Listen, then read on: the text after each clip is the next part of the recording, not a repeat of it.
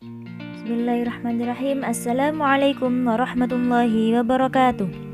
Kami dari mahasiswa Universitas Islam Malang, Fakultas Agama Islam, Program Studi Pendidikan Agama Islam semester 6 akan mempresentasikan dan menjelaskan materi dari penelitian kuantitatif yang berjudul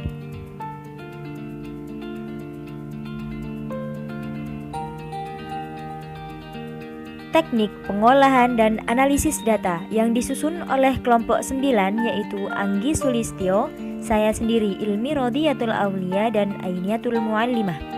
Dan untuk pemateri pertama yaitu saya sendiri. Mari kita simak bersama-sama.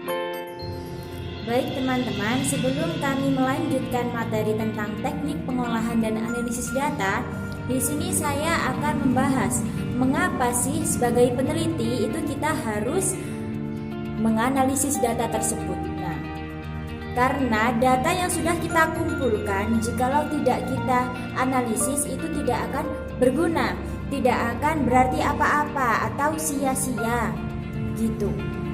Nah, analisis itu sangat penting hukumnya bagi seorang peneliti seperti itu.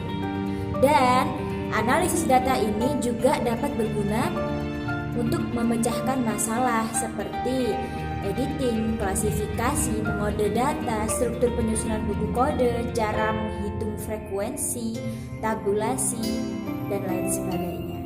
Mari kita simak bersama-sama penjelasan materi selanjutnya. Baik, untuk tahapan sebelum kita menganalisis data, yaitu tahap pertama editing. Kita harus mengedit dengan catatan kita harus memperhatikan apakah data tersebut yang sudah terkumpul itu lengkap dan sempurna jawabannya, jelas tulisannya, catatannya itu dapat dipahami atau tidak, cukup konsisten atau tidak jawabannya, cukup seragam dan sesuai dengan petunjuk penggunaan atau pengisian tersebut atau tidak, seperti itu.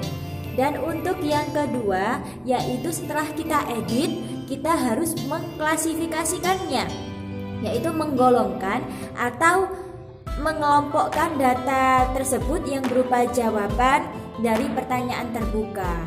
Nah, klasifikasi ini tujuannya apa? Nah, klasifikasi ini bertujuan untuk pengolahannya apabila data tersebut akan dianalisis, terutama pada analisis statistik. Mengode data, yaitu mengode adalah memberikan nilai pada setiap poin atau item jawaban. Data yang terkumpul diperbolehkan berupa angka, kata, atau kalimat. Contohnya jawaban yang berupa angka. Untuk jawaban yang berupa angka dapat berupa berat, luas, usia, panjang, dan lain sebagainya, yang mana kodenya dapat menggunakan angka yang tertera tersebut, seperti contohnya berat jawaban berat 75 kg, kodenya 75. Luas 3400 meter persegi, kodenya 3400, dan selanjutnya. Jadi pertanyaan tertutup adalah pertanyaan yang sudah disediakan jawabannya, sehingga responden bisa langsung memilih salah satu jawaban yang tersedia. Untuk jawabannya tentukan kode cara berurutan dan sistematis. Contohnya apabila tidak memberikan jawaban maka diberikan kode 0. Jawaban dari pertanyaan semi terbuka. Pertanyaan semi terbuka adalah pertanyaan yang jawabannya telah disediakan dan responden diperbolehkan untuk menggunakan jawaban lainnya. Seperti contoh alat transportasi, apakah yang digunakan untuk pergi kuliah? Pilihan jawabannya ada A. Mobil pribadi, B.